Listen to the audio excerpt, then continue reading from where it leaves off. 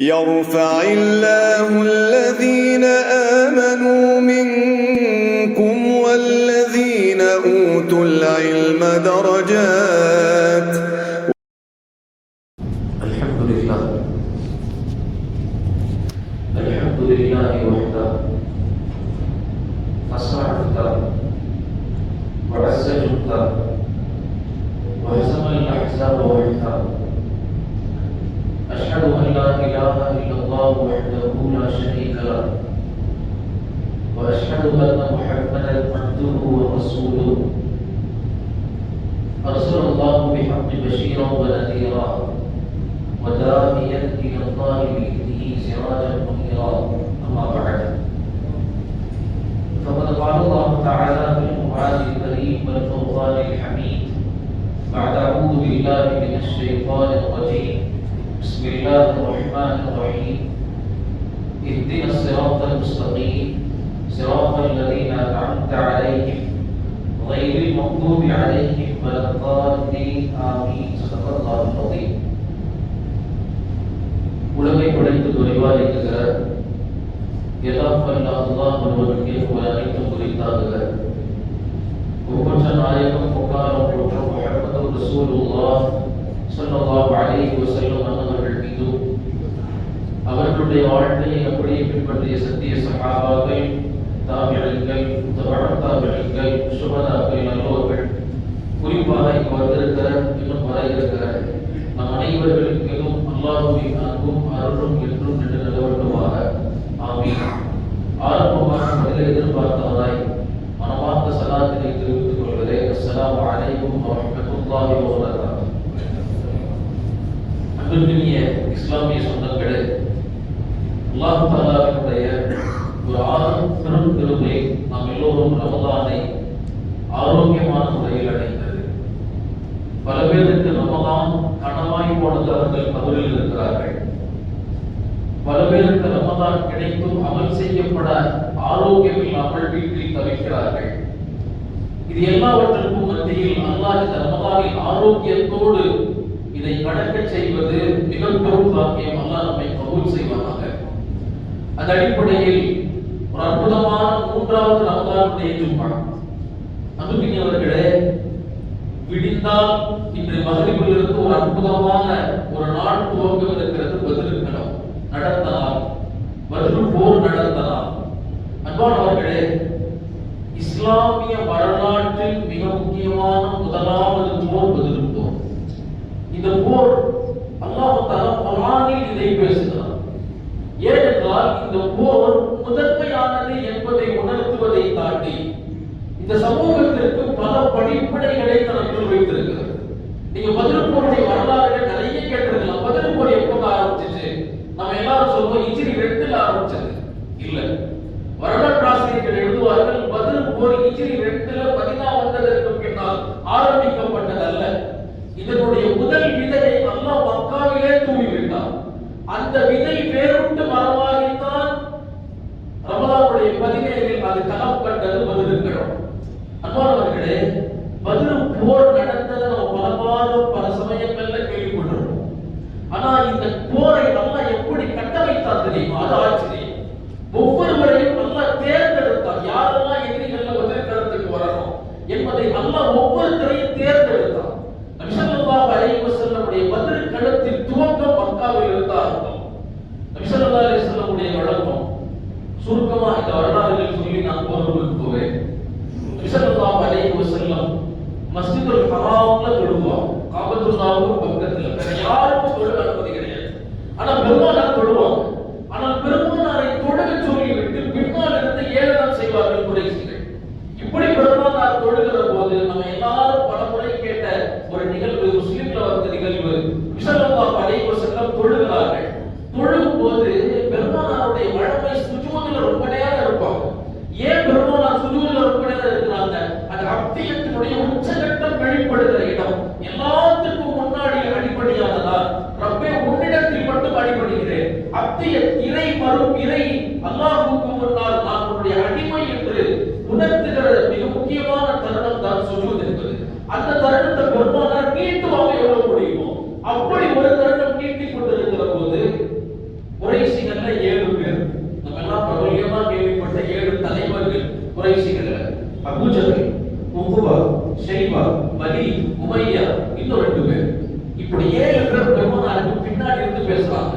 இவர் என்ன தொழுக ஆரம்பிச்சிட்டாரு, இவர் இன்னைக்கு ஏதாவது செஞ்சு அசிங்கப்படுத்தணும், இத்தனை நாள பேசணும், இன்னைக்கு ஏதாவது செய்யணும். அப்போ அபூ ஜஹல் அல்லாஹ் அவனுக்கு நாசம் உண்டாகட்டும், அவன் சொன்னா, எங்க வீட்டுக்கு பக்கத்துல ஒரு வீட்டுல நேத்து ஒரு ஒட்டகம் இருந்தாங்கப்பா, அந்த ஒட்டகத்தின் நாட்டம் பிடித்த மலக்குடல் எங்க வீட்டுக்கு பக்கத்துலதான் இன்னும் ஒரு அதிகம் தோண்டி புதைக்கப்படவில்லை.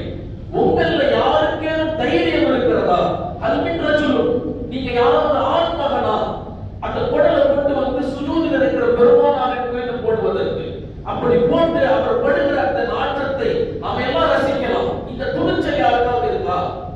இதை சொன்ன உடனே ஒருத்தர் கை தூக்கணும், அவன் தான் கூப்பிடுவான். இப்படி சொல்லுவாங்க. குர்ஆன்ல நீங்க எல்லாம் கேட்டு வந்த சூரா சமூக கூட்டத்தை பத்தி அல்லாஹ் தஆலா பேசிக்கிட்டே வரும். அந்த சமூக கூட்டத்தை பத்தி அல்லாஹ் சொல்லும்போது, இந்த உலகத்திலே ஆக மட்டமானவன், இந்த உலகத்திலே ஆக மோசமானவன், எந்த வாக்கியத்திற்கும் சொந்தமில்லாதவன் யாருன்னா, யார் அல்லாஹ்வுடைய அடையாளமாக சமூகத்துக்கு அனுப்பப்பட்ட அந்த ஒட்டகத்தை அறுப்பார் அப்படின்னு கேட்டப்போ கை தூக்கினானோ அவன் தான் குர்ஆன் சொல்லும். அதுக்கு அடுத்தபடியாக முஃபஸ்ஸிரீன்கள் சொல்வாங்க, நம்ம இப்னு கஸீர் முதற்கொண்டு பெருமானாரின் மீது ஒட்டக மலக்குடலை போடலாம் என கை தூக்கினானோ அவனுக்கு அடுத்தபடியாக அவன் தான் உலகத்திலேயே ஆக கேவலமானவன் நினைவார்கள். அப்படி கை தூக்கணும் ஒப்புவான். போனாங்க 4 பேர் போய் உடலை தூக்கிட்டு வந்து சுஜூதில் இருக்கிற பெருமானார் ஸல்லல்லாஹு அலைஹி வஸல்லம் மீது போட்டு நின்று சிரிக்கிறார்கள். இந்த ஹதீஸ் அறிவிக்கிறது ஹஜ்ரத் இப்னு மஸ்ஊத் ரலியல்லாஹு அன்ஹு. இவங்க அங்கதான் நிக்கிறாங்க. இப்னு மஸ்ஊத் எதுவும் செய்ய முடியாது. ஏன்னா குறைஷி குலத்தால் பலமானவர்கள். இன்னைக்கு நம்ம ஊர்ல சில இது மாதிரியான கோட்பாடுகள் இருக்குல்ல, பிராமணர்கள், அவங்க இந்துக்கள், மித்தவங்கெல்லாம் தாழ்த்தப்பட்டவங்க, அவங்களும் உயர்த்தப்பட்டவர்கள். இதே பொழுது அங்கேயும் மக்காவில் இருந்தது குறைஷிகள் மேல அவங்க ஒரு காரியத்தை செஞ்சா அந்த காரியத்தை ஏனைய கூட்டத்தார்கள் தடுக்க முடியாது. பயந்து போய் இருக்கிறார்கள். என்ன செய்யலாம்? இப்னு மஸ்ஊத் ரலியல்லாஹு அன்ஹு பதட்ட வேர்த்து வடிகிறது. பெருமானாரின் மீது ஒட்டகத்தின் நாற்றம் பிடித்த மலக்குடல்.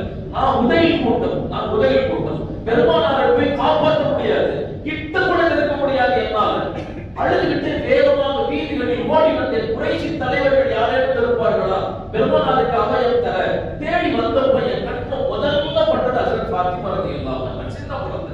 அவங்க கிட்ட வந்து உங்களுடைய தந்தைக்கு இந்த மாதிரி நிலைமை, யார்கிட்ட என்ன சொல்றது, அவங்க ஹதீஸ் அறிவிக்கிறாங்க, எனக்கு என்ன சொல்றதுன்னு தெரியல. நான் போய் சொன்னேன். உடனே ஃபாத்திமா வேகமா ஓடி வந்து அந்த சின்ன புள்ள இருக்கிற எல்லா குடல்களையும் 10 வயது நிரம்பவில்லை என்று ரிவாயத்தில் வருது. எல்லா குடலையும் கஷ்டப்பட்டு இழுத்து வெளியே போட்டு பெருமானார் ஸல்லல்லாஹு அலைஹி வஸல்லம் எழுந்திருக்கிறார்கள். இதை பார்த்த கோபத்துல நேரா அந்த 7 பேருக்கு முன்னாடி சண்டைக்கு போறாங்க. 7 பேர் குறைஷியின் தலைவர்கள். 10 வயசு நிரம்பாத ஃபாத்திமா சண்டைக்கு போறாங்க. என் அத்தாவை இப்படி பண்ணிட்டீங்கல்ல, என்பதை கடந்து அல்லாஹ்வின் தூதரை இப்படி பண்ணிட்டீங்கல்ல, சண்டைக்கு போறாங்க. பெருமானார் ஃபாத்திமாவுடைய கையை பிடிச்சி இழுத்துட்டு கையேந்தி 7 பேருக்கு முன்னாடி இப்படி துஆ செய்தார்கள். பெருமானார் ஸல்லல்லாஹு அலைஹி வஸல்லம், அல்லாஹ் அலைக பில் குறைஷ், அல்லாஹ் இந்த குறைஷிகளை உன்கிட்ட ஒப்படைக்கிறேன் சொல்லிட்டு ஒவ்வொருத்தருடைய பேரை சொல்லி நபி ஸல்லல்லாஹு அலைஹி வஸல்லம் துஆ செய்தார்கள். وعليك بأبو جهل وعليك بعقبة وعليك بشيبة وعليك بأمية وعليك بوليد என்று ஒவ்வொருத்தரின் பெயரை செய்யும். இப்படிப்பட்ட நாசகர வேலையை செய்தவர்களை நான் பொறுமையா இருக்கிறேன், இவங்க எல்லாத்தையும் வாங்கிட்டு ஒப்படைக்கிறேன். இந்த ஹதீஸை எழுதும் போது முஹத்திஸீன்கள் இப்படி விளக்கம் தருவாங்க, இவங்களின் தலைகளை அல்லாஹ் பத்ர்ல காவு வாங்கணுங்கிற சரித்திரத்தை அந்த துஆவில் தொடங்கி விட்டார். எனவே பத்ர் போர் ஹிஜ்ரி 2ல இல்ல, அன்னைக்கு ஆரம்பிச்சிச்சு. இதுக்கு அடுத்தபடியாக பெருமானார் ஹிஜ்ரத்துக்கு போனான். ஹிஜ்ரத்துக்கு போனா தெரியும், பெருமானார் ஸல்லல்லாஹு அலைஹி வஸல்லம் பெரும் சஹாபாக்கள், பெரும் அது குறிப்பா அப்துல்லாஹ் பின் அவுஃப் ரலியல்லாஹு அன்ஹு மக்காவினுடைய சொத்தை 3ஆ போட்டீங்கன்னா ஒரு சொத்து அவர் கொடுங்க. முழு மக்காவை 3ஆ போட்டீங்கன்னா 2 மடங்கு சொத்து அவருடைய. ஒரு பைசா கூட எடுக்காம அப்படியே புறப்பட்டு மதீனாவுக்கு வந்தார். எல்லாருக்கும் வந்தார். மதீனாவுடைய சூழ்நிலை பஞ்சம். அங்க பேரித்த பழத்திற்கே வழி இல்லை. ஒரு பேரித்த பழம் முழுமையாக கிடைத்தால் அது பெரிய விஷயம். ஆனா சஹாபாக்கள் அன்சாரிகள் மிக உபகாரம் உள்ளவர்கள், இருக்கிறதை எல்லாம் வாரி கொடுத்தாங்க. இருந்தாலும் அங்க இருக்கிற சஹாபாக்கள் மஸ்ஜித் நபவி கட்டாங்க. நபி ஸல்லல்லாஹு அலைஹி வஸல்லம் சஹாபாக்களுடைய உடலை பார்க்கறாங்க. குறைஷிகள், அதுவும் குறிப்பா முஹாஜிர்கள், ஹிஜ்ரத் செஞ்சு ஊரை விட்டுட்டு வந்தவங்க ரொம்ப பலகீனமா இருக்கிறாங்க. உணவில்லாத காரணத்தால் பெருமானாருக்கு மனசுல ரொம்ப பெரும் கவலை, ரொம்ப பெரிய கவலை. எல்லா சொத்தையும் சம்பாதிச்சு விட்டுட்டு வந்துட்டாங்களே, இங்க வந்து சாப்பாட்டு வழி இல்லாம கஷ்டப்படுறாங்களே, என்ன செய்யணும் இப்படி பெருமானாருடைய வாழ்க்கை மதீனால போகும்போது மக்காவுல ஹஜ்ரத் அப்பாஸ் ரலியல்லாஹு அன்ஹு நபி ஸல்லல்லாஹு அலைஹி வஸல்லமுடைய சிறிய தந்தை, அவர்களுடைய தங்கச்சி நபி ஸல்லல்லாஹு அலைஹி வஸல்லமுடைய சின்னம்மா ஆத்திகா கனவு காண்டாங்க. ஒரு கனவு இப்படி பெருமானாருடைய கவலை மதீனால அங்க இங்க ஆத்திகா கனவு காண்றாங்க.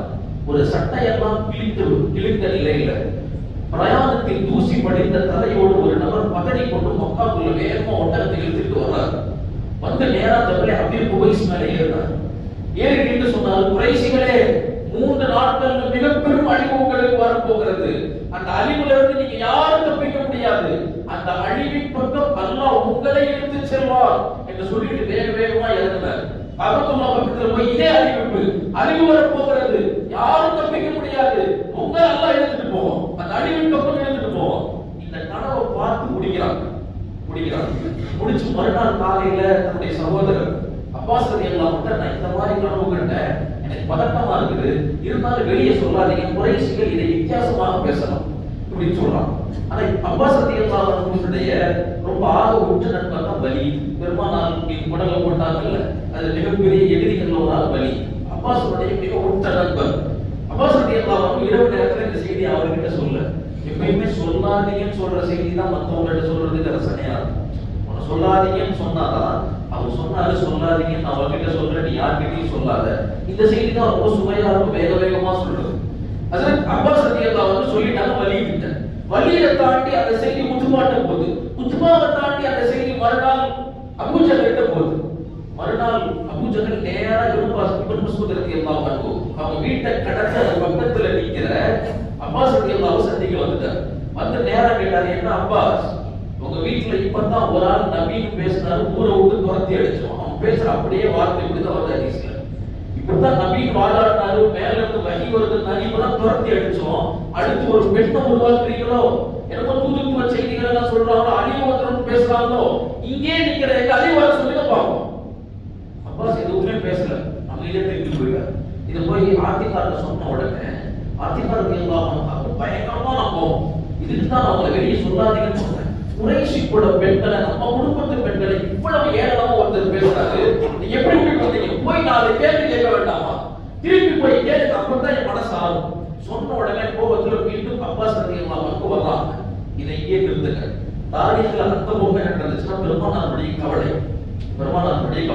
இது கரெக்டா பதில் ஆரம்பிக்கிறதுக்கு 3 நாளைக்கு முன்னாடி நடக்குது.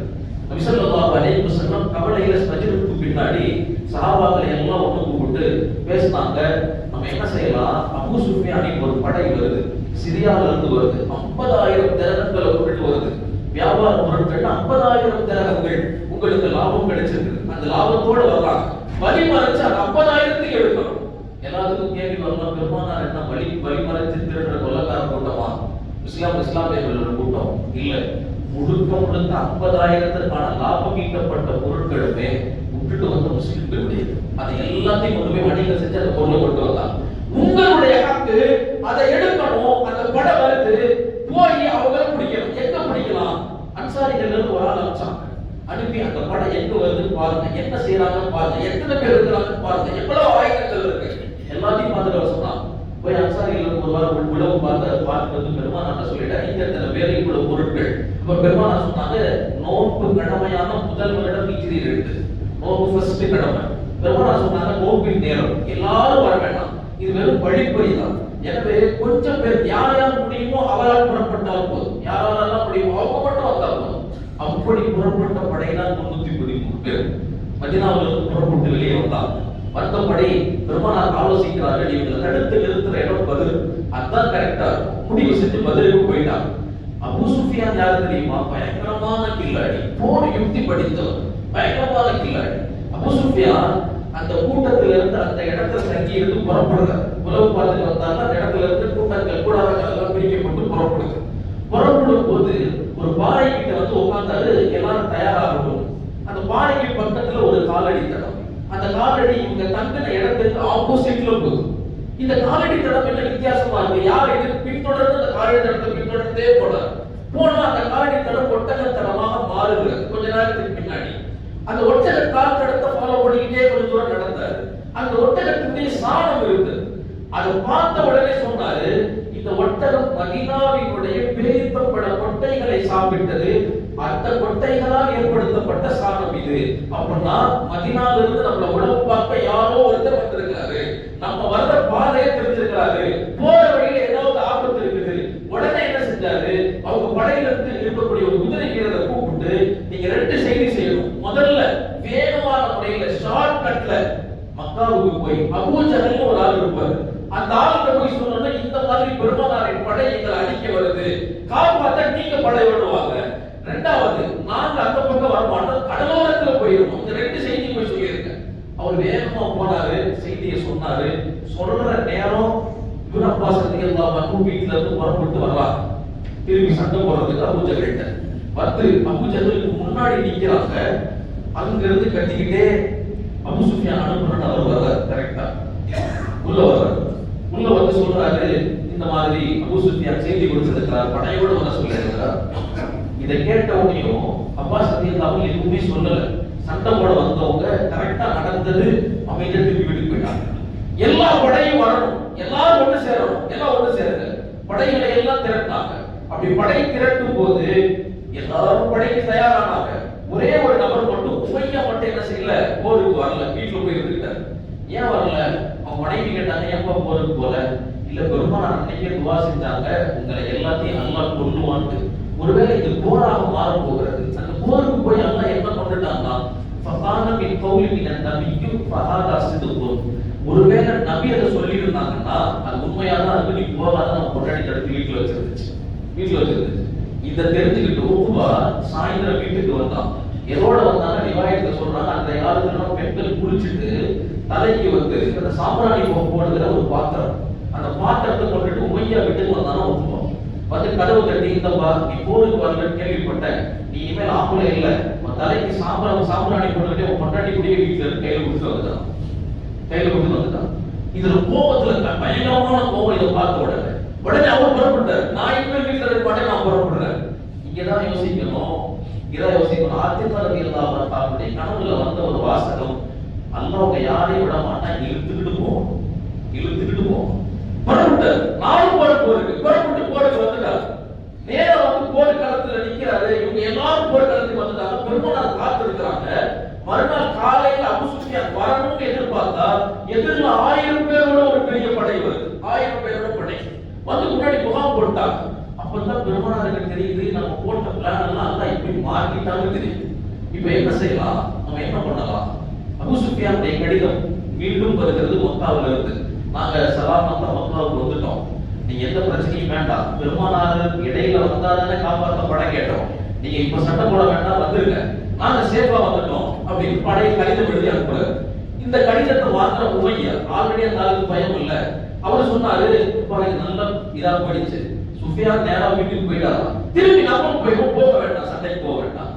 அபூ ஜஹல் சொன்னா நினைச்சுட்டு இருக்கிற, எத்தனை ஒட்டகம் பார், எவ்வளவு வாழ்க்கை இருப்பார், 1000 பேரோட வந்திருக்கிறோம், சும்மா இல்லை 3 நாள் இங்க தங்குறோம், ஒரு நாள் நம்முடைய ஒட்டகங்களை எல்லாம் அறுத்து மாமிச விருந்துகள் எல்லாருக்கும் தர்றோம், நம்முடைய அரபு நாட்டு பாடகிகள் எல்லாம் வந்திருக்கிறாங்க, அவங்களை பாட்டு பாட வைத்து அதை நாம் ரசிக்கிறோம், மறுநாள் முஹம்மதை தடையவே இல்லாமல் அழிக்கிறோம், அரபு வரலாற்றில் நம் கால் தடத்தை பதிக்கிறோம். இது அவன் சொன்ன வாசகம். இதை நாம் செய்கிறோம்.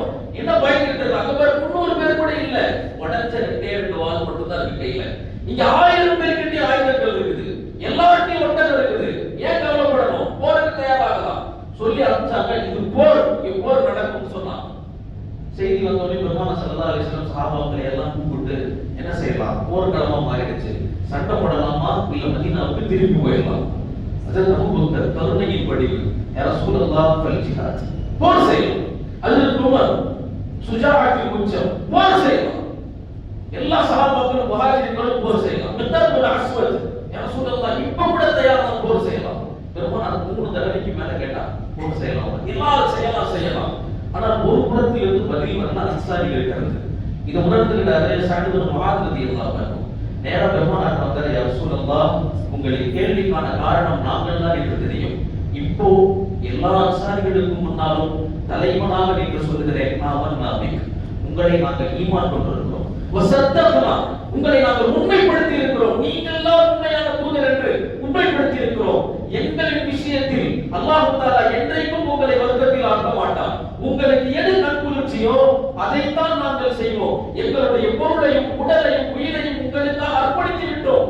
அதிலிருந்து எதையெல்லாம் நீங்கள் எடுத்துக்கொண்டீர்களோ விட்டதை விட நீங்கள் எடுத்ததுதான் எங்களுக்கு பிரியமானது. எங்கள் உயிரையும் எடுத்துக் கொள்ளுங்கள், என் உயிரை எடுத்துக்கொள்ள. கடைசியாக சொன்னாங்க, உங்க எதிரிகள் தான் எங்கள் எதிரிகள், உங்கள் நண்பர்கள் தான் எங்கள் நண்பர்கள். நீங்கள் அன்சாரிகளை கடலில் குதிக்க சொன்னாலும் எங்களில் ஒருவர் தப்பாமல் இப்போது குதிக்க தயார். நீங்க என்ன சொல்றீங்க? போர்க்களம் தயாரானது. அன்பானவர்களே, இப்படித்தான் பதில் போர் என்பது ஆரம்பமானது. அல்லாஹ் தஆலா அதற்கு பின்னாடி அற்புதமான வெற்றிகளை தந்தான். ரொம்ப அற்புதமான வெற்றி. போர்க்களம் படை இருக்கிறது. வலதுபுறம் 1000 பேருக்கு தலைமையாக மலக்குகளின் படை இருக்கிறது. 1000 மலக்குகள். அந்த மலக்குகளின் படையாக நம்ம விருது சிவசமுல்லா எழுதுனாங்க, 1000 பேருக்கு தலைமை வலதுபுறம் 1000 மலக்குகளின் படை. அந்த 1000 பேருக்கு தலைமை ஹஜ்ரத் ஜிப்ரீல் அலைஹிஸ்ஸலாம். இடதுபுறம் 1000 மலக்குகளின் படை. அந்த 1000 பேருக்கான தலைமை ஹஜ்ரத் மீகாயில் அலைஹிஸ்ஸலாம். அது அல்லாஹ் வானத்திலிருந்து சன்னம் சன்னமாக இறங்கிக் கொண்டே இருந்தார். சூழ்ந்து மலக்குகளின் படை. போர் ஆரம்பித்தது. முடிவென்னவென்று உங்களுக்கும் தெரியும், எனக்கும் தெரியும். அன்பானவர்களே, இப்படி அற்புதமான ஒரு போராய் அரங்கேறியதுதான் பதில் போர் என்பது. அல்லாஹ் தஆலா முழுக்க இந்த போரை அற்புதமாக வடிவமைத்தான், கட்டமைத்தான். இஸ்லாத்தினுடைய ஈமானிய உணர்வுக்கான அடித்தளம் பதில் போர் என்பது. உலமாக்கள் சொல்லுவாங்க, இந்த சமூகத்தில் படைக்கப்பட்ட பிறந்த எல்லா முஸ்லிம்களும் இந்த போரின் வரலாற்றை ஒவ்வொரு வரையும் நுணுக்கமா படிக்கணும். அவ்வளவு எக்கச்சக்கமான படிப்படைகள் இந்த போர்ல. அப்படி அன்பானவர்களே, இந்த எக்கச்சக்கமான படிப்படைகள் இருந்து ஒரு 3 மட்டும் உங்களுக்கு நான் சொல்றேன். சொல்லி நிறைவு செஞ்சேன். நிறைய விஷயங்கள் நான் சொல்லல. 3 விஷயங்கள். அல்லாஹ் சஹாபாக்களை தேர்ந்தெடுத்து வெற்றி தந்ததற்கான சஹாபாக்களிடம் இருந்த 3 பண்புகள். 3 பண்புகள். இது எல்லாருமே ஒத்துக்கிறாங்க. வரலாற்று ஆசிரியர்கள் இருந்து முஹத்திஸீன்கள் இருந்து எல்லாருமே ஏற்றுக்கிறாங்க. இந்த 3 பண்புகள் தான் பெருமானாருக்கு பதில் களத்தில் வெற்றி தந்தது. முதலாவது பண்பு என்ன? ஹுப்புல் மௌத். மௌத்தை பிரியப்பட்டார்கள். அவங்களுக்கு ஹயாத்து துன்யா முக்கியம் இல்ல, மௌத் தான் முக்கியம். அவருடைய வாழ்க்கையே, சிந்தனையே, எல்லாமே அர்ப்பணிப்பே மௌத்தா தான் இருந்துச்சு. என்னைக்கு நான் அல்லாஹ்வுக்காக என்னுடைய ரூஹ் பிரியும், இதுதான் அவங்களுடைய சிந்தனையாவே இருந்துச்சு. நீங்க பிரபல்யமான வாசகம் கேள்விப்பட்டிருக்கலாம். அதுல காலித் இப்னு வலீத் எந்த போருக்கு தளபதியாக போய் முன்னால் அணிந்தாலும் அவர் சொல்ற முதல்ல 4 வரி முதல்ல சொல்வார், பிஸ்மில்லாஹிர் ரஹ்மானிர் ரஹீம் மின் காலித் இப்னு வலீத். காலித் இப்னு வலீதிடத்திலிருந்து எச்சரிக்கிறேன். முதலாவது அல்லாஹ்வின் பெயரை கொண்டு ஆரம்பிக்கிறேன். முதல்ல சொல்வார், அஸ்லிம் அல் இஸ்லாமுல் அஃபல். முதல்ல இஸ்லாம் ஏத்துக்கங்க. அப்படி இல்லன்னு சொன்னா தஃபுல் ஜிஸ்யா, வரி கட்டலன்னு சொன்னா வல் ஹர்பு, அப்படியே போர் செய்யுங்க. இந்த 3ல ஏதாவது ஒண்ணு செய்யணும். ஆனால் போர் என்று நீங்கள் முடிவெடுத்து விட்டால் ஒரு வாசகம் சொல்கிறேன், யோசித்து விட்டு களத்திற்கு வாருங்கள். அது காலித் இப்னு வலீத் சொல்வாங்க, வல்லாஹி அல்லாஹ்வின் மீது சத்தியமாக சொல்கிறேன், லக்கத் ஜித்துக்கும் பிரிஜாலின் யுஹிப்பூனல் மௌத கமா துஹிப்பு அன்துல் ஹயாத். நீங்க எந்த படைக்கு முன்னாடி நிக்கிறீங்க தெரியுமா? நீங்க உலக வாழ்க்கை எவ்வளவு ஆசைப்படுகிறீர்களோ அதை விட பன்மடங்கு மௌத்தை ஆசைப்படுகிற படைக்கு முன்னால் இருக்கிறீர்கள். இதை யோசிச்சுட்டு களத்துக்குவாங்க. இத ஹஜ்ரத் காலித் இப்னு வலீதுடைய ஒவ்வொரு போரின் முழக்கம். இதிலேயே பல பேர் பயிலுவாங்க. அன்பானவர்களே, இந்த சமூகத்தினுடைய மிகப்பெரிய பாரம்பரிய நோக்கம், சித்தாந்தம் என்பது அல்லாஹ். அவனை சந்திக்கிற ஆரம்ப வாயில் என்பது மரணம். அதைத்தான் சஹாபாக்கள் தன்னுடைய வாழ்க்கை முழுக்க கவனித்தார்கள். ஆனா இன்னைக்கு இந்த சமூகம் மௌத் சார்ந்த எண்ணமே இல்லை. இன்னைக்கு எல்லாரும், நானா இருந்தாலும் சரி, எல்லாரா இருந்தாலும் சரி, மௌத்துனா சந்தோஷப்படுவோமா இல்லையா? அன்பானவர்களே, அன்னைக்கு எதிர்பார்த்தார்கள், ஆவலோடு இருந்தார்கள். அவ்வளவு ஈமானுடைய கணத்தை பெருமானார் ஸல்லல்லாஹு அலைஹி வஸல்லம் சஹாபாக்கள் ஒவ்வொருத்தருடைய இதயத்தில் விதைச்சு வச்சிருந்தாங்க. ஒரு ஹஜ்ரத் அற்புதமான ஒரு வரலாறு சொல்லுவாங்க. அல்லாஹ் ரூமி ரஹிமஹுல்லாஹ் மௌத்துக்கு ஒரு அழகான உதாரணம் சொல்லுவாங்க. ரூமி ரஹிமஹுல்லாஹ் அன்றைய காலத்துல எகிப்தினுடைய பழக்கம் என்னன்னா, வருஷத்துக்கு ஒரு அரசனை தேர்ந்தெடுப்பாங்க. 12 மாதங்கள் ஆட்சி செய்வாங்க. ஆட்சி 12 மாதங்கள் முடிந்ததற்கு பின்னாடி எகிப்தினுடைய மிக முக்கியமான கொடூரமான ஒரு வனாந்தர பகுதி, அந்த காட்டுல கொண்டு போய் அந்த அரசரை தூக்கி போட்டுட்டு வந்துடும். ஒரு வருஷத்துக்கு முன்னாடி அங்க இருக்கிற கொடுமையான கொடூர மிருகங்கள் அவர் வேட்டையாடி சாப்பிடும். இப்படி ஒவ்வொருத்தரும் ஒவ்வொரு வருஷத்திற்கான அரசர் இப்படி தேர்ந்தெடுத்துக்கிட்டே இருப்பாங்க. அப்போ ஒரு ஆளை தேர்ந்தெடுத்தாங்க. அவர் கொஞ்சம் புத்திசாலி. அவர் கேட்டாரா, என்னை எதிர்த்து தேர்ந்தெடுத்து, அப்பா இந்த வருஷம் நீ தப்பு அரசர்னா என்ன, நீ என்ன ஆசைப்படுறியோ நீ சொல்றதெல்லாம் நாங்க கேட்போம். ஆனா அது ஒரு வருஷம் தான். அந்த ஒரு வருஷத்துக்கு பின்னாடி உன்னை இந்த காட்டுல ஒரு போய் போட்டுட்டு வந்துருவோம். இதுதான் என்னுடைய வழக்கம். நீ அரசராக தயாரா? சரி, நான் தயாராகிறேன். கொண்டு போய் அந்த காட்டை கொண்டு போய் காமிச்சான். பார்த்துட்டு இந்த காடு தானே, இதை தவிர வேற எந்த காட்டிலையும் நான் போட்டுற மாட்டீங்களே, இந்த ஒரு காடு தான். சரி, நான் அரசராக ஏறி அரியணையில் உட்கார்ந்த உடனே முதல் கட்டளை அந்த காட்டில் இருக்கக்கூடிய எல்லா கொடிய மரங்களையும் புல்செடிகளையும் அகற்றுகின்றார். இரண்டாவது சொன்னாதான் அந்த காட்டில் இருக்கக்கூடிய எல்லா கொடிய விலங்குகளையும் அழிச்சு கொண்டிருந்தார். கரெக்டா எல்லாம் முடியுது. அழகான பிரம்மாண்ட கோட்டைகள் எல்லாம் கட்டப்பட்டு அற்புதமா காடு தயாராயிடுச்சு. காடு ஊரை விட சூப்பரா இருக்கு, ஊரை விட சூப்பரா இருக்கு. கடைசி நாள் வந்துச்சு, சீக்கிரம் கூட்டிட்டு போங்க, டைம் ஆச்சு, நான் போகணும் புறப்பட்டு குதிக்கிறாங்க. இதுக்கு முன்னாடி இருந்த அரசர்கள் எல்லாம் பயந்தாங்க, என்ன கூட்டிட்டு போறாங்களே, கடைசி நாள் வந்துருச்சு. இவர் என்ன செஞ்சாலும் கடைசி நாள் குதிக்கிறார், சீக்கிரம் கூட்டிட்டு போங்க, சீக்கிரம் கூட்டிட்டு போங்க. இதை சொல்லிட்டு எல்லாம் முழுமை சொல்லுவாங்க. அன்பானவர்களே, இதுதான் ஒவ்வொரு முழுமையினுடைய கடைசி நிலையும். இந்த உலகத்துல எவ்வளவு வாழ்ந்தாலும் கடைசியா அடர்ந்த அந்த கபருக்கு போகத்தான் வேண்டும். இந்த உலகத்துல அந்த கபரை அலங்காரம் ஆக்கிட்டா அவன் செஞ்ச மாதிரி அமல்களை கொண்டு விஷங்கள் போயக்கூடிய பாம்புகளை எல்லா விஷயங்களையும் இல்லாம ஆக்கிட்டா, இது போன்ற ரமதானை கொண்டு பயன்படுத்திட்டா அந்த கபருக்கு போறவர் எப்படி இருப்பாரு? பெருமானார் ஸல்லல்லாஹு அலைஹி வஸல்லம் சொன்னாங்க, அச்சிலூனி, மலக்குமார்கிட்ட விரைவில் கட்ட சொல்லுவாங்க. நல்ல ஜனாசா குதிக்குமா, ஒரு நாள் 2 நாள் வீட்டுல வச்சிருக்கிறியா, அச்சிலூனி, என்ன கொண்டுட்டு போ, என் ரஹ்மத்தில், என் ரப்பினுடைய ரஹ்மத்தை சந்திக்கணும், என் ரஹ்மத்தை சந்திக்கணும், கொண்டுட்டு போ, கொண்டுட்டு போன்னு கதறுமா அந்த மையத். அன்பானவர்களே, அல்லாஹ் அப்படிப்பட்ட நசீபை நமக்கு தரணும். மௌத் கண்டிப்பா எல்லாரும் சந்திக்க வேண்டிய ஒரு ஒன்று. அன்பானவர்களே, உலமாக்கள் சொல்லுவாங்க, மௌத்தை சந்திக்க வரும்போது முதல்ல நீங்க சந்திக்க வேண்டியது மலக்குகளின் படை. ஒவ்வொரு வீட்டாளர்களுக்கும் மலக்குள் போது வராமல் இருந்திருக்கவே மாட்டார். எல்லா வீட்டுக்கும் வந்திருப்பார், எல்லா வீட்டை கதறையும் தட்டி இருப்பார். நம்மள ஒருத்தர கண்டிப்பா கையை பிடிச்சு கூட்டிட்டு போயிருப்பார். அவர் முடிச்ச கைய யாராலையும் திருப்பி பிடிச்சு இழுக்கவே முடியாது. உலமாக்கள் சொல்லுவாங்க, ஒவ்வொரு வீட்டிலையும் மலக்குகளின் படை ரூஹை கைப்பற்றிட்டு போகும்போது அந்த வீட்டில் இருக்கிறவங்க எல்லாம் அழுகும் போது அந்த மலக்குகளின் படை 2 செய்தியை எல்லா வீட்டுகளையும் சொல்லிட்டு போவாங்க. 2 செய்தி. முதல் செய்தி சொல்லுவாங்கன்னா, அடியார்களே, இந்த மௌத்துங்கிறது புதுசெல்லாம் இல்லை, என்ன அழுதுட்டு இருக்கிறீங்க, இது புதுசல்ல.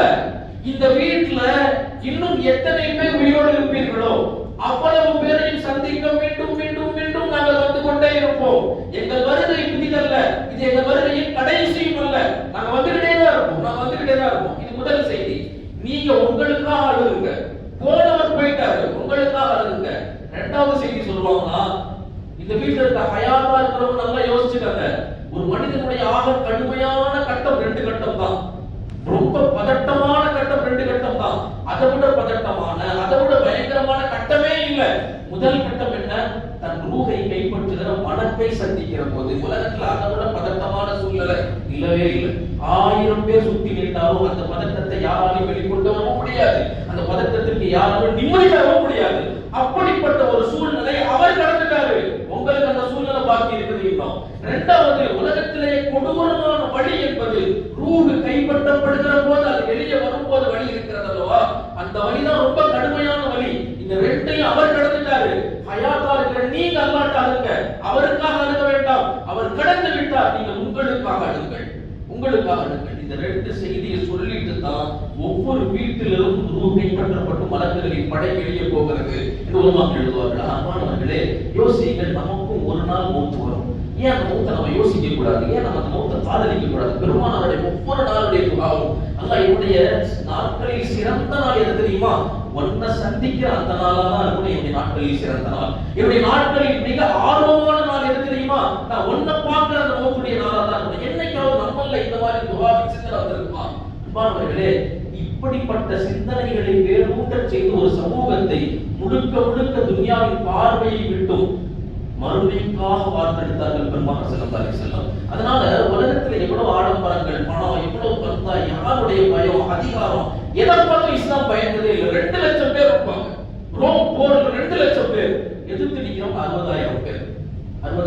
இது எந்த கொண்டு போய் உட்பட முடியும்? இன்னைக்கு நடக்கிற எத்தனையோ போர்கள் படிக்கிறோம். நான் அந்த வினாவரியா பேச விரும்பல. இந்த நாட்டுல இவ்வளவு படம், அந்த நாட்டுல அவ்வளவு படம், இவ்வளவு ஆயுதம். அன்னைக்கு ஆயுதமே இல்லை, வெறும் ஒரு ஆயுதம் ஈமான் மட்டும்தான். எப்படி இவ்வளவு வெற்றிகள் சாத்தியமானது? கடைசி ஒரு நாள் வரும், இது நிரந்தரம் அல்ல. நானும் இந்த பூமியிலிருந்து துடைக்கப்படுவேன், அந்த நாள் வரும், அதை நேசிக்கிறேன். இது முதல் செய்தி. இரண்டாவது செய்தி சஹாபாக்கள் இருந்தது என்ன தெரியுமா? அன்பானவர்களே, தௌபா. அல்லாஹ்ட்ட உட்கார்ந்து அழுகாத நாளே கிடையாது. பத்ருடைய நாள் இரவுல உட்கார்ந்து அத்தனை பேரும் அழுகிறான், அத்தனை பேரும் அழுகிறான்.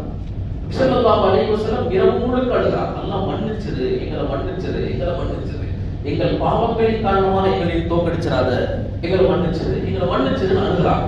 அன்பானவர்களே, என்ன பாவம் செஞ்சிருப்பாங்க யோசிச்சு பாருங்க. பெருமானார் ஸல்லல்லாஹு அலைஹி வஸல்லம் சொன்னாங்க, உலகத்திலே சிறந்த அமல் என்ன தெரியுமா? சிறந்த அமல் இரவெல்லாம் நோன்பு வச்சு, இரவெல்லாம் நின்று தொழுகி, பகலெல்லாம் நோன்பு வச்சு முழுக்க முழுக்க ஆவிதா இருக்கிறது சிறந்த அமல் இல்லை. இத்தகில் மஹாரிம் தகுன் அபதன் நாஸ். உங்கள் உண்மையான அடியார் யார் தெரியுமா? உண்மையான வணக்கம் செய்யக்கூடியவர் யார் தெரியுமா?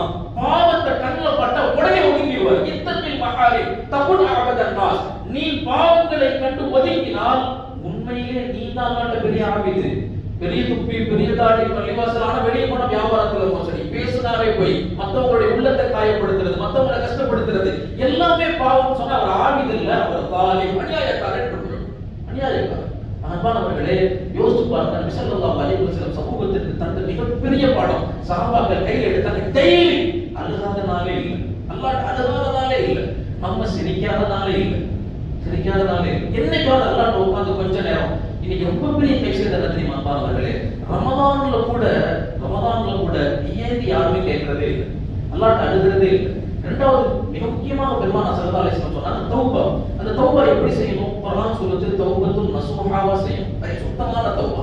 பரிசுத்தமான தௌபானா என்ன? தௌபாவை ரெண்டா பிரிச்சாங்க, பாவத்தை ரெண்டா பிரிச்சாங்க. ரெண்டு விதமான பாவத்துக்கு ரெண்டு விதமான தௌபா. முதலாவது பாவம் என்ன?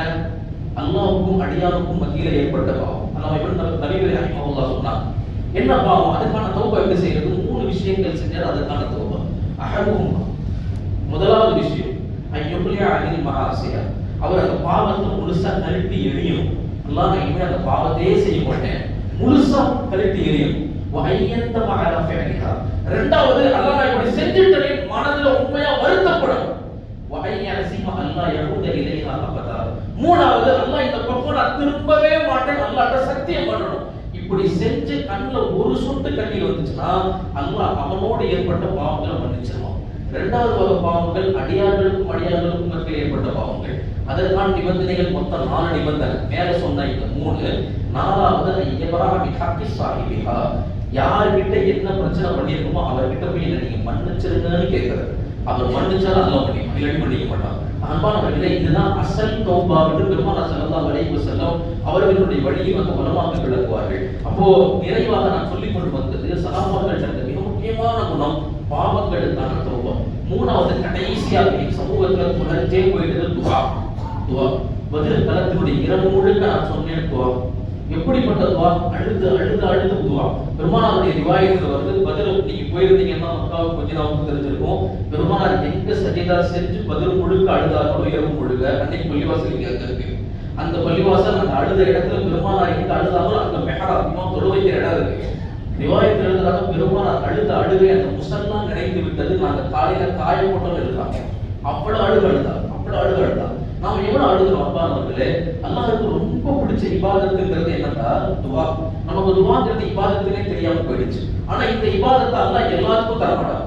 துவாவை அல்லாஹ் எல்லாருக்கும் நசீபாக்க மாட்டான். கையேந்தி ரப்பே இது தான் கேட்கறது அல்லாஹ் யாருக்குமே தர மாட்டான். தொழுகைங்கிறது இஃப்தியார் இல்லை, சாய்ஸ் இல்லை. தொழுகணும், நோன்பு சாய்ஸ் இல்ல, வைக்கணும். ஹஜ் சாய்ஸ் இல்ல, கடமையாச்சுனா போகணும். அதே போல ஜகாத் சாய்ஸ் இல்ல. ஆனால் துஆங்கிறது இஃப்தியார், சாய்ஸ். அல்லாஹ் தான் யாருக்கு நாடனாமோ அவங்களுக்கு மட்டும் தான் கையேந்துகிற வாய்ப்பு தருவான், கையேந்துகிற வாய்ப்பு. அன்பானவர்களே, நபி ஸல்லல்லாஹு அலைஹி வஸல்லம் இப்படி ஒரு ஹதீஸ் சொன்னாங்க, அற்புதமான ஹதீஸ். பெருமாச்சார வரும் சில பேர் எல்லாம் அல்லாஹ்ட்ட நான் சுருக்கமா அதனுடைய நீண்ட ஹதீஸ் சுருக்கம் சொல்லிடுறேன், நிறைவுக்கு வரேன். இப்படி அல்லாஹ்ட்ட முயற்சி செய்வாங்க, தஹஜ்ஜுல எந்திரிச்சு எப்படியாவது அல்லாஹ்ட்ட கேட்கணும்னு அல்லாஹ் வச்சிட்டு தூங்குவாங்க நம்ம பாஷையில. ஆனா அல்லாஹ் என்ன சொல்றான்? மலக்குகளின் படை அனுப்பி அவரு இந்த நேரத்தில் எந்திரிக்க வேண்டாம், இந்த நேரம் இருக்குது, இது நானும் என்னுடைய உள்ள சுத்தமான அடியார்களும் உரையாடுகிற நேரம். இந்த நேரத்தில் இந்த அடியாரின் முகத்தை நான் பார்க்க விரும்பல, அவரை எழுப்பாதீங்கன்னு நல்லா சொல்லிடுவோம். இன்னும் சில அடியார்கள் ரொம்ப தலைப்பா, சரி இன்னைக்கு விட்டுட்டு நாளைக்கு தொழுதுக்கலாம் படுப்பாங்களாம். ஆனா அல்லாஹ் வழக்குகளின் படை அனுப்புவான். அப்ப நஸல அலைஹிமுல் மலாயிகா, அவங்க கிட்ட அல்லாஹ் வழக்குகள் அனுப்பி அவரை எழுப்பு, அவன் என் அடியான், அவன் என்கிட்ட பேசுறத நான் ரசிக்கிறேன், அவன் என்கிட்ட ரகசியம் சொல்றத நான் ஆசைப்படுறேன், அவன் என்கிட்ட பேசணும், அந்த முகத்தை இந்த நேரத்துல நான் பார்க்கணும், எழுப்பு நல்லா சொல்லுவான். அப்படி எழுந்து சொல்லுபவர்கள். ஆனா இன்னைக்கு எவ்வளவு பெரிய துர்பாக்கியம், சமூகத்துல 100க்கு 10 அடையாளம். அவங்க சகல நேரத்துல கையேந்தி அல்லாஹ் என்ன மன்னிச்சிருன்னு கதறுவாங்க. இவங்களை பார்த்தா தெரிஞ்சுக்கங்க, இவங்க என்னுடைய அடியார்கள் தெரிஞ்சுக்கங்க என்று அல்லாஹ் குர்ஆன்ல சொன்னான். நம்ம எவ்வளவு கதறி அன்பானவர்களே, அன்பானவர்களே, ஒண்ணு நல்லா தெரிஞ்சுக்கங்க. தீனோட நசீஹா பயான்ங்கிறது கேட்டோம், புதிய புதிய தகவல்களை கேட்டோம், எல்லாம் இருந்துச்சு சொன்னோம். இல்ல, வாழ்க்கையை மாற்றுறது பயான். எதிர்த்து போகும்போது நான் உறுதி, இனிமேல் ரொம்ப எனக்கு கையேந்திர வாய்ப்பு கொடு. பரவான தொழுகைகளுக்கு பின்னாடி துஆக்கள் கபூல் ஆகுதுன்னு சிறப்பா பெருமாள் ஹதீஸ்ல சத்தியம் போட்டு சொன்னாங்களே. ஹஜ்ரத் துஆ ஓதுறடி மேல தடவிட்டு ஏஞ்சி போய் நாம எத்தனை பேர் உட்கார்ந்து அல்லாஹ் எனக்கு இது தேவன் கேட்டிருக்கோம். இவைகள் எல்லாம் சிந்திக்க வேண்டிய தருணங்கள் ரமதானில். அன்பானவர்களே, இந்த 3 நபி ஸல்லல்லாஹு அலைஹி வஸல்லம் சொன்னார்கள், சஹாபாக்களின் உயர்ந்த பண்புகள். இதுக்கு தான் அல்லாஹ் வெற்றியை கொடுத்தான். அந்த வெற்றிக்கான அடையாளம் தான் பகிர்ந்தது. ஹஜ்ரத் உமர் ரலியல்லாஹு அன்ஹு சொல்லுவாங்க, இதோட நான் நிறைவுக்கு வந்தேன். உமர் ரலியல்லாஹு சொல்லுவாங்க, நான் துஆ செய்யும் போது என் துஆலாம் கபூலாகலையே நான் ஒரு நாள் கூட யோசிச்சதில்லை, கவலைப்பட்டதில்லை. அல்லாஹ் எனக்கு துஆ செய்யற வாய்ப்பு கொடுத்திருக்கிறானே நினைச்சுதான் நான் பெருமைப்பட்டது உண்டு. என் எஜமான்கிட்ட கையேந்திரதை விட எனக்கு பெருமை வேற எதுவுமே இல்லை. நான் அவன்கிட்ட கையேந்திட்டா இந்த உலகத்துல வேற எங்கேயும் அல்லாஹ் என்னை கையேந்த விட்டதில்லை. என் வாழ்க்கையில் நான் பார்த்தது. உமர் ரலியல்லாஹு அன்ஹு சொல்வார்கள், அன்பானவர்களே, தயவு செய்து கொஞ்ச நாள், இன்னும் ஒரு 13 நாள், 12 நாள், 14 நாள் முடிஞ்சிருச்சு ரமதான்ங்கிறது. துஆ ஏற்றுக்கொள்கிற மாதம். ரமதானுக்கான அடையாளமே என்ன? உஃபிரலஹு மா தகத்தம மின்பி. அல்லாஹ் உங்கள் பாவங்களை மன்னிக்கிற மாதம். தகப்பர் அல்லாஹ் மின் துஆஇக்கும். உங்களுடைய துஆக்களை ஏற்கிற மாதம். எவ்வளவு பாவங்களுக்காக மன்னிப்பு கேட்டு எவ்வளவு அல்லாஹ்ட்ட துஆ, அல்லாஹ் எவ்வளவு துஆ செஞ்சிருப்போம். செஞ்ச ரமதான் கபூல் என்று அர்த்தம். அன்பானவர்களே, இது தூங்குற நேரம் இல்ல, கதை பேசுற நேரம் இல்ல, அரட்டை அடிக்கிற நேரம் இல்ல, இரவுல சுத்துற நேரம் இல்ல, நண்பர்களோட பேசுற நேரம் இல்ல. இது அல்லாஹ் கிட்ட பேசுற நேரம். மாசத்துல பாதிக்கு மேல போயிடுச்சு. மீண்டும் 12 நாள் உங்க ரப்போடு பேசுபவர்கள் யார்? உங்க ரப்போடு தொடர்பு கொண்டவர்கள் யார்? உங்க ரப்புக்கு முன்னால் அழுபவர்கள் யார்? இந்த நாள் போயிடுச்சுன்னா மீண்டும் ரமதான் கிடைக்குமான்னு தெரியாது. போனதுக்கு பின்னாடி ரப்பே எனக்கு கொஞ்சம் கூட கிடைக்காது. கோடி கொடுத்தாலும் போன நாள் கிடைக்காது. அன்பானவர்களை யோசியுங்கள். அல்லாஹ் தஆலா அற்புதமான வாய்ப்பை தந்திருக்கிறார். உயர்வின் பண்பம்சங்களில் சஹாபாக்களை போன்று உயர வேண்டும் என்றால் இப்படிப்பட்ட வாய்ப்புகளை பயன்படுத்த வேண்டும். நேரமாகிவிட்டது. நீட்டியதற்கு மன்னிப்பு கூறி நிறைவு செய்கிறேன். வஹ்ரதவானா அல்ஹம்துலில்லாஹி ரப்பில் ஆலமீன். அஸ்ஸலாமு அலைக்கும் வரஹ்மத்துல்லாஹி வபரகாத்துஹு.